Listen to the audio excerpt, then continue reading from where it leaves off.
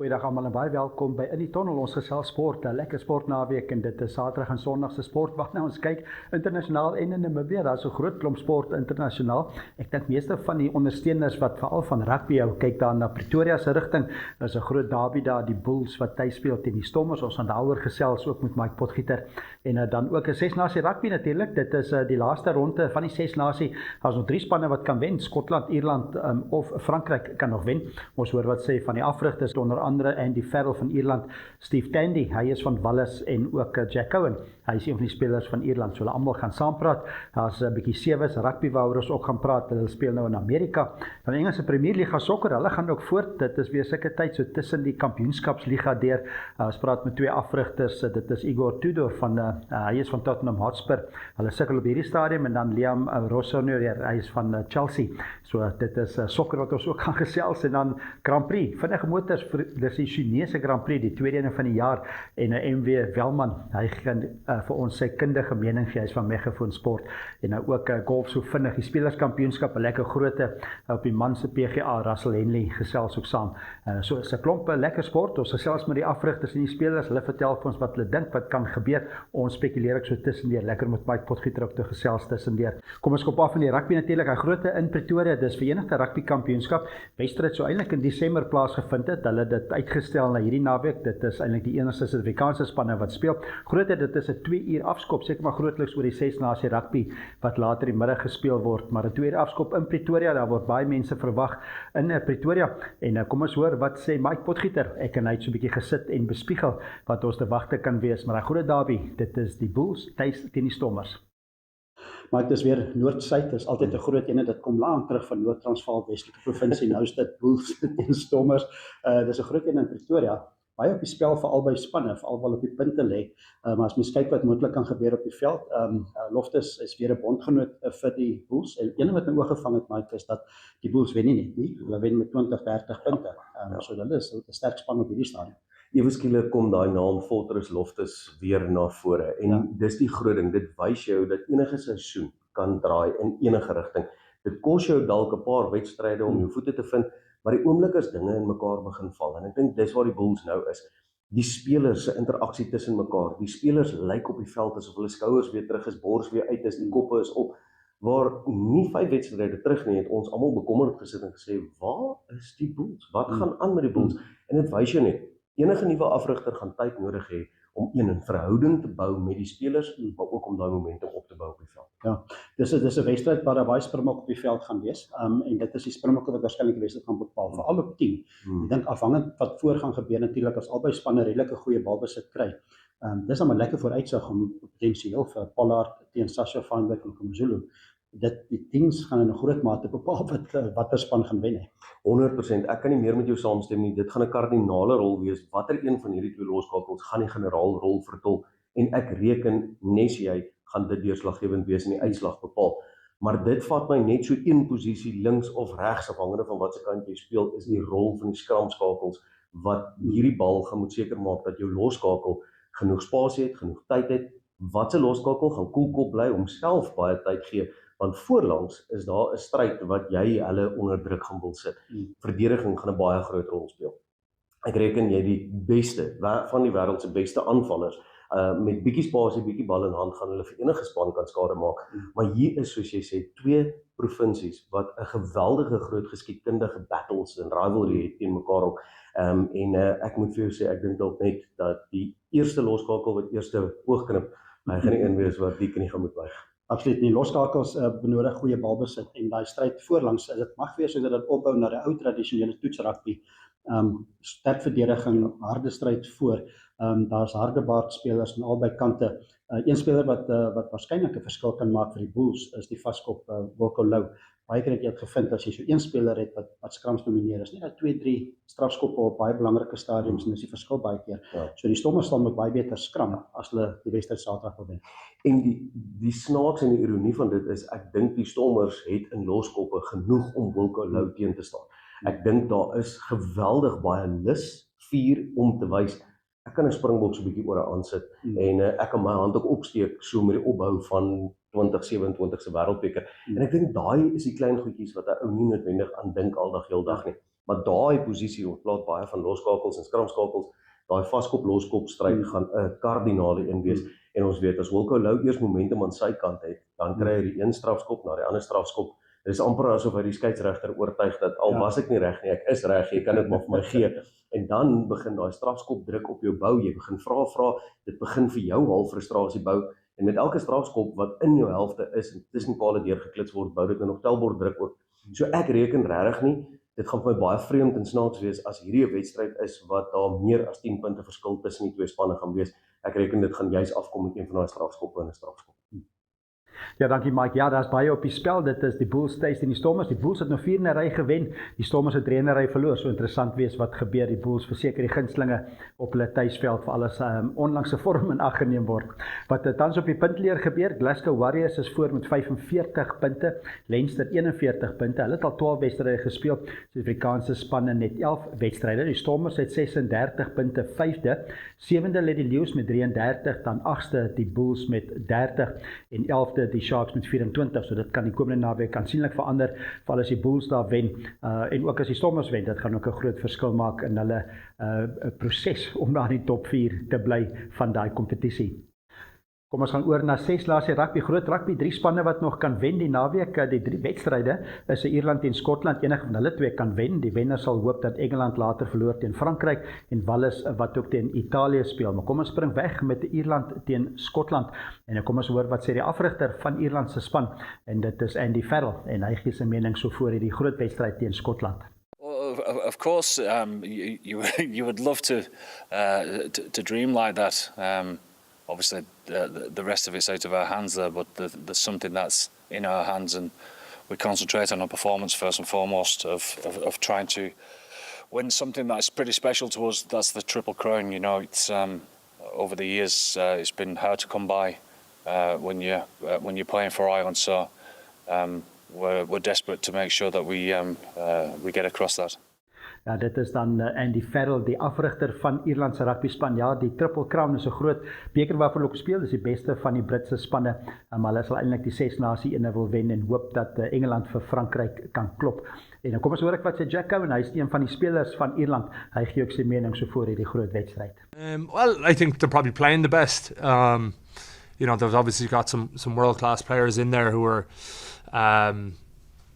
peaking at the right time. So, you know, fair play to them. Obviously, after the disappointing opening day, kind of not too estranged with ourselves, like after how we went against France, but their disappointing loss to Italy on the first day, they've bounced back really well, and they're playing some great rugby. So we know we need to be at our best and push on from the levels and performance even from Twickenham that we had the other week, because we obviously haven't hit our straps as much as we did that day. So that'll be the challenge for us, is to be better again than we were then. Dit is dan Jack Cowan, hy is van Ierland en 'n groot wedstryd, dit is die afskoptyd 10:04, dit is Saterdag in Dublin, Ierland teen Skotland. Dan sit in Cardiff, is dit Wales wat tuis speel teen Italië, Wales wat dringend 'n groot wen of 'n eerste wen soek, hulle nog net 1 punt op die punteleer, speel baie beter die afgelope tyd, maar Italië speel baie goed, hulle het vir Engeland gewen die afgelope naweek, daai wedstryd 20-7, kom ons hoor wat sê Steve Tandy, hy is die afrigter van Wales se rugby span. Oh, look, I believe we'll have impetus through the summer anyway. I think when you look at it, look, we want to win. We believe we can win, but ultimately, like I've said all along, we've got to have better performances. And I think even when you look back to the England game, which was nowhere near what we wanted to be, but then every game after that, there's been growth. And I think the learnings from the previous game, we've got better and better. So I think, look, I don't think it's a massive psychological thing for us, because ultimately we've been focusing on ourselves and how we can get better. But the sooner we get the win, that would be helpful too. And it's easier said than done against the opposition. You'll be coming up against who are in buoyant mood. Oh, look, in fairness, they've done an amazing job. They've become really consistent, and they've been consistent with their team. They backed a lot of a young group for many years now, and they've gone through probably tough periods like ourselves, but they're coming out the other end of it. And look, that's where I believe our team can get to, is becoming an outstanding rugby team. And I think that consistency, we're finding that in round some of our selections. I'm understanding more about our players, the age, the experience of the group. So for us, it's again, it's seeing other teams do what they do, but ultimately we know Italy are a fantastic team. Seeing them beat England, I think, tells you everything about the Six Nations. It was a huge result from. They beat Scotland. In previous years when I coached Scotland as well, so you've always seen they were tough games, and again, there was probably times where with Scotland, they were always really close games, even in Murrayfield. So we've got the utmost respect for Italy, and we know we're going to have to have a better performance than we did against Ireland to get what we want from the game. Dit dan Steve Taney, die afrigter van Wallis se rugby span. Ek en Mike Potgieter het ook saam gesels en ons het gewonder as ons wonder wat gebeur, wat kan gebeur die wedstryd Wallis teen Italië. So ons gesels saam met Mike Potgieter. Wallis tuis teen Italië. Nou hulle tref Italië nou nie op 'n goeie tyd nie, want Italië het nou vir Engeland geklop, maar Wallis ook het net met 10 punte verloor in Dublin. Baie beter begin speel. Dit kan eintlik 'n baie naby wedstryd wees, want Wallis speel nie so swak as wat hulle die eerste 2 wedstryde gespeel het nie. En ons weet wat Italië nou gedoen het, so dis eintlik moeilik om te bepaal wat daar gaan gebeur. Maar Wallis tuis, ek dink hulle is so angstig om 'n wen te kry. Hulle wil net vir Japan wen nie. Hulle wil nou begin om vir ander spanne ook te wen. En ons het gesien hierdie 6 nasies is 'n 6 nasies van verrassings. Ons het al soveel uitslae gesien wat jy gedink het, hoe het daai nou gebeur? Waar het dit verkeerd gegaan? En hierdie 6 nasies is regtig een van die mees opwindende 6 nasies wat ek in 'n baie lang tyd gesien het. En Italië bevind hulle self nou in amper half 'n ongekende posisie op die telling, op die punteleer, ook in 3de posisie met 14 punte. Wen hulle 'n wedstryd, dan ewe skielik wys hulle dat hoor ons is nie meer die Italië van ouds nie. Wallis daarteen is besig om so stelselmatig hulle voete op weer te vind.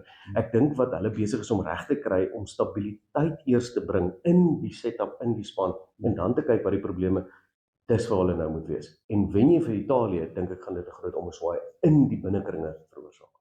Ja, dankie Mike. Ja, groot ene Wallis, daar kan hulle daai netjie wen, maar Italië is baie goeie teenstanders deesdae, die hulle vir Engeland gewen die vorige naweek. Maar dan 'n groot, dis die Stade de France, dit is in Parys, is dit 'n Frankryk wat speel teen Engeland en daai wedstryd is 10 minute oor 10 die aand, later die aand. Kom ons hoor wat sê Joe Hayes, hy is die vaskopstit van Engeland se rugby span en hy praat so van as mens verloor het, hoe maak mens op die oefenveld en of hulle reg is vir die komende naweek.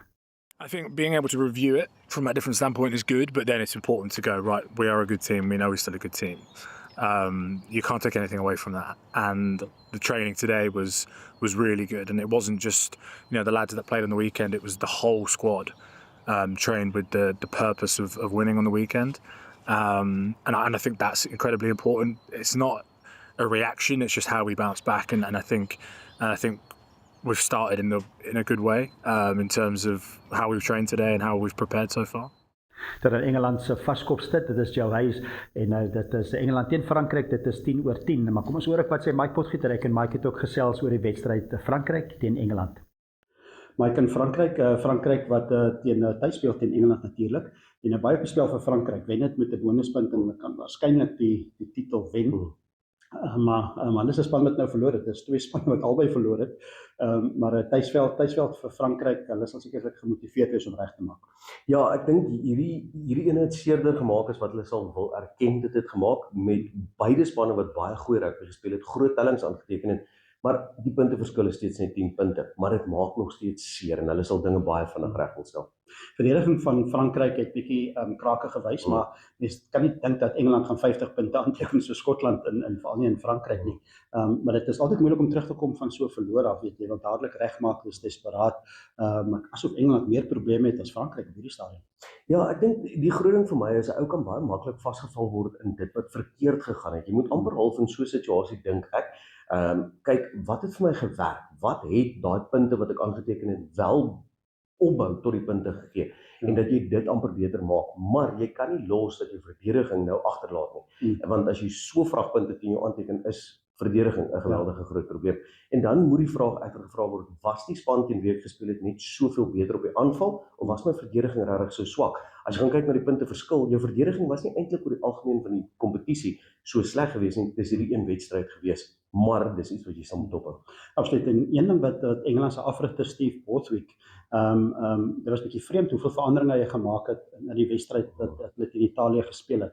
En hy maak weer 'n klomp veranderinge vir die wedstryd teen Frankryk. So dit is altyd nie 'n goeie teken as jy soek 'n gevestigde span, 1 of 2 of 3 spelers wat miskien rondskuif, maar hy maak 4, 5, 6, 7 tot 9, 12 veranderinge gemaak vir die Italië wedstryd. Ja, dis bietjie kommerwekkend want jy wil daai samespel, wil jy tussen die verhouding tussen spelers, wil jy vereenselwig en jy wil dit bymekaar maak, jy wil dit bou, jy wil dit veral met die oog op 'n wêreldbeker wat op pad is, wil jy daai verhouding en saamspel ervaring tussen die spelers begin bou. En dis bietjie kommerwekkend. Dit sê vir my dat Bothwick dalk nog 'n paar dinge wil uittoets of dat hy dalk in hierdie 6 nasies ingegaan het en gesê het, weet jy wat, kom ons vat hierdie 6 nasies en ons probeer 'n paar dinge. Nie regtig te bekommerd oor die kroon nie. Ons weet Frankryk is verdedigende kampioen, Skotland is besig om op te kom. Miskien is dit waar hy nou is, jy weet nie. Maar miskien is dit ook dalk om homself beter te laat voel oor die huidige stand van sake. Vir my bly dit egter groot kommerwekkend.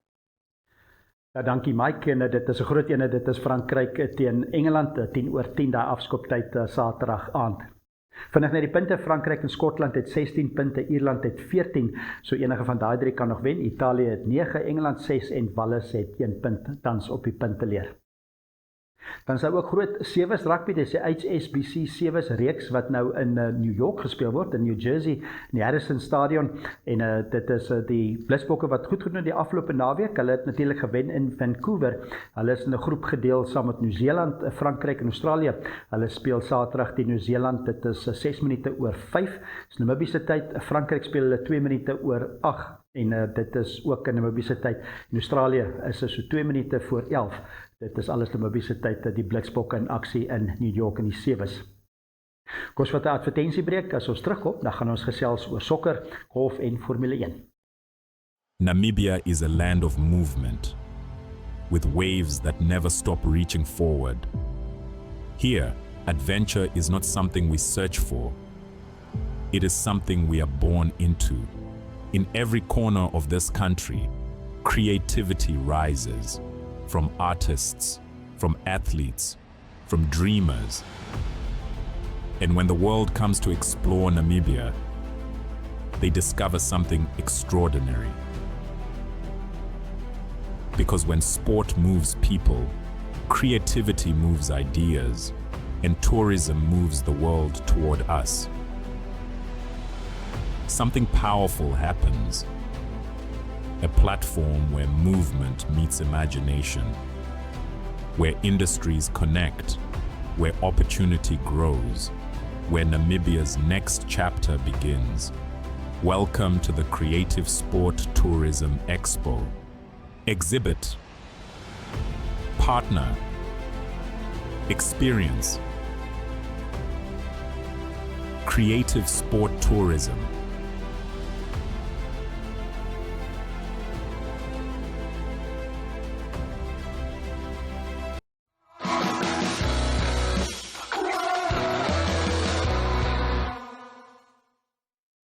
Welkom terug by In die Tunnel. Ons gesels lekker internasionale sport en ook Namibiese sport, en ons gaan na die sokkerveld.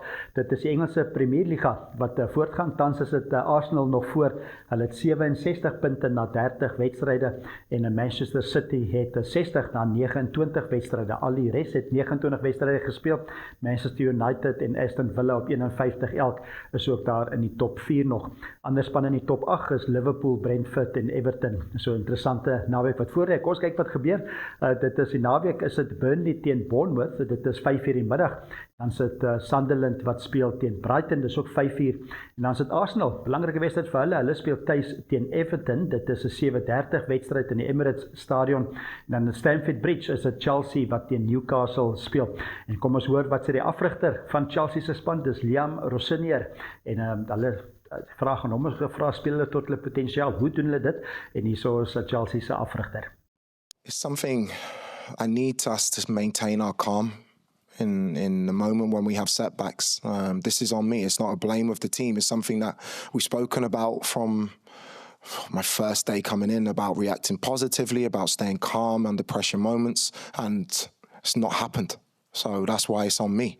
That's not pointing the finger of blame at the players. A lot of what we did there, the intensity of our press, some of our football, our chances we created was outstanding. But if we don't overcome this hurdle, we won't reach our potential, and it's my job to find the answer to it. Dit dan Liam Rosenier, hy is die afrigter van Chelsea. Ander wedstryd nog, West Ham speel teen Manchester City, so dit is belangrike wedstryd vir Manchester City om in kontak te bly met Arsenal. Dis 'n 10 uur afskoptyd ook 'n Saterdag. En dan Sondag is daar 'n hele paar wedstryde, Crystal Palace teen Leeds, en dan by Old Trafford is dit Manchester United teen Aston Villa, nommer 3 en 4 wat teen mekaar speel. Dit is 4 uur die middag. En Nottingham Forest speel teen Fulham, en by Anfield is dit Liverpool tuis teen die sukkelende Tottenham Hotspur. Hulle sukkel in alle kompetisies die afgelope tyd naby 'n relegasie. Kom ons hoor wat sê hulle afrigter is Igor Tudor, en hulle het nog 4 in 'n ry verloor onder Tudor se afrigting, en hierso is Igor Tudor. I'm not thinking that way. I recognize what we are and which problems we have. I recognize that always every game happens something, sometimes very difficult to explain, you know. I see also the wish to player to do the right things. We start good, let's say this 2-3 minutes, I feel that we are in the game.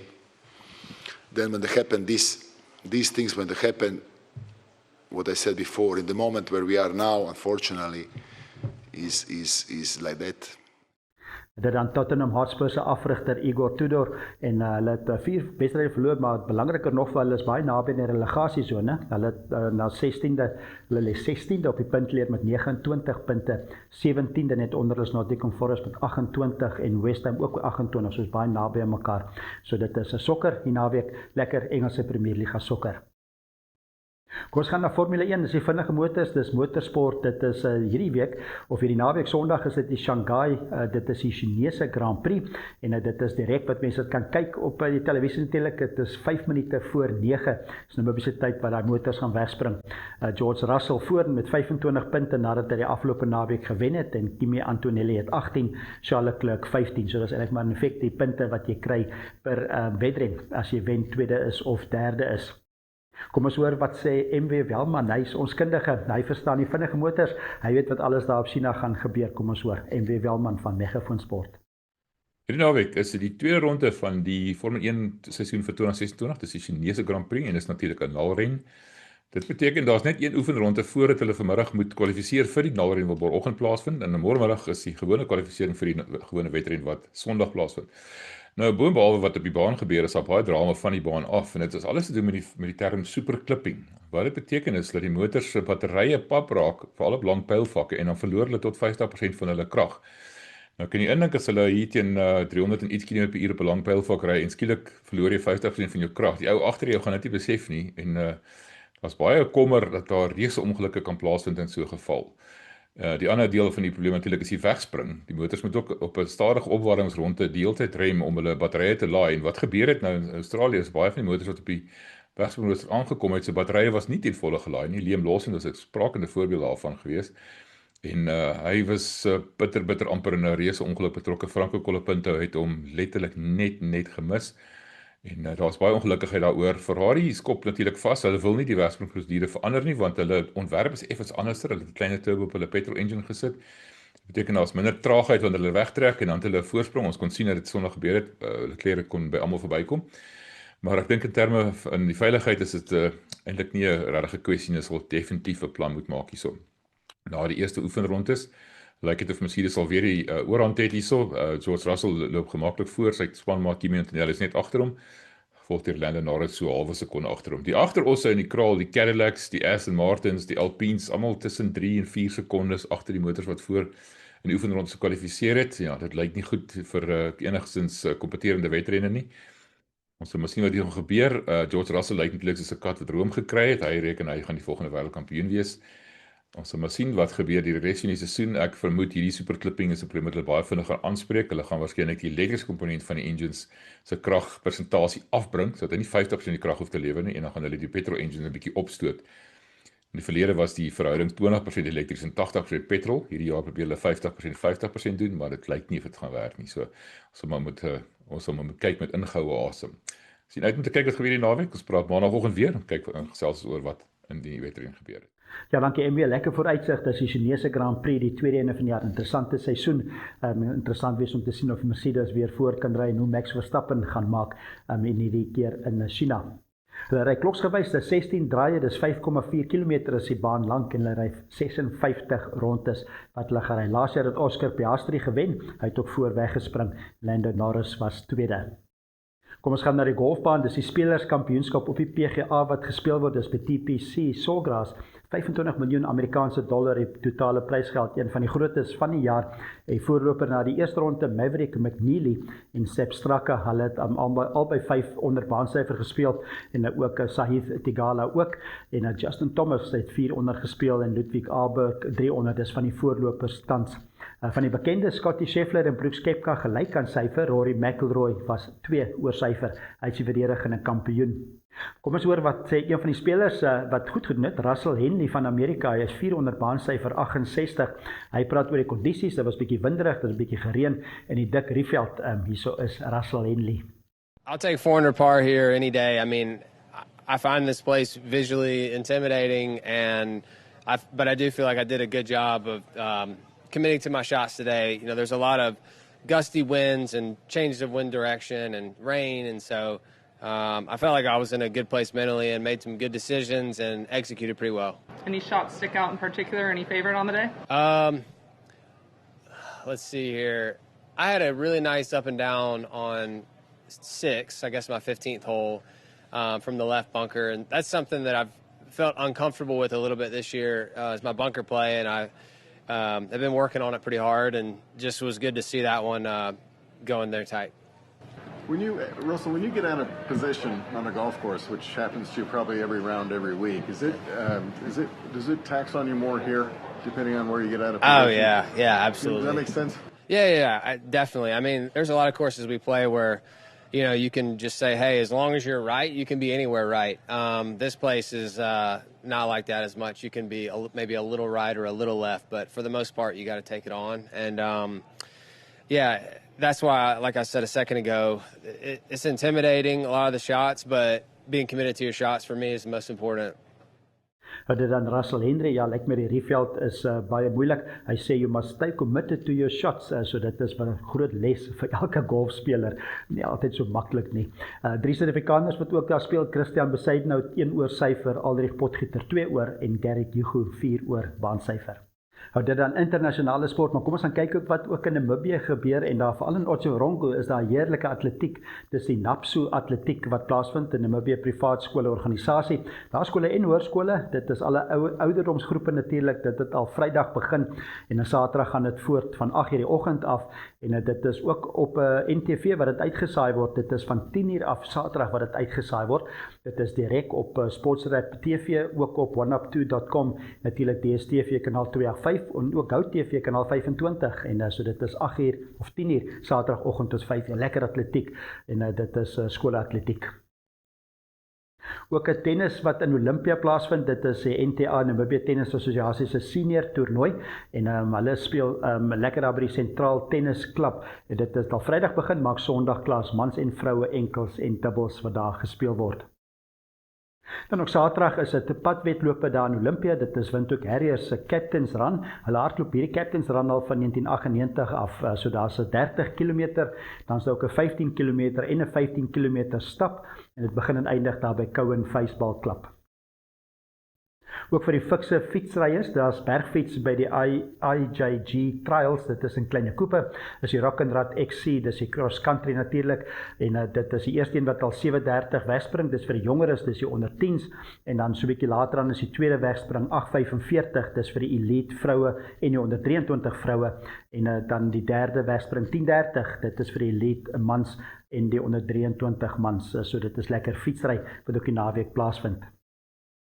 Dan ook op die cricketveld, 'n groot semifinaal wat Saterdag is, dit is in die Namibië 50 Balbeerd Premier Liga, dit is 'n semifinaal wat gespeel word by die Namibië Cricketgronde, FNB Namibië Cricketgronde, dis ATG Windhoek Old Boys teen Traska United, 9:00 word die eerste bal daar gebul. Wenner van hierdie wedstryd, hulle speel Sondag in die eindstryd, so hulle gaan dan 2 wedstryde so na mekaar speel. Sondag se eindstryd is ook 9:00 die oggend, en die wenner van die semifinaal wat ons oor gepraat het nou hulle gaan speel teen Wanderers. Wanderers is reeds deur na die eindstryd. Die eindstryd is 9:00 Sondag.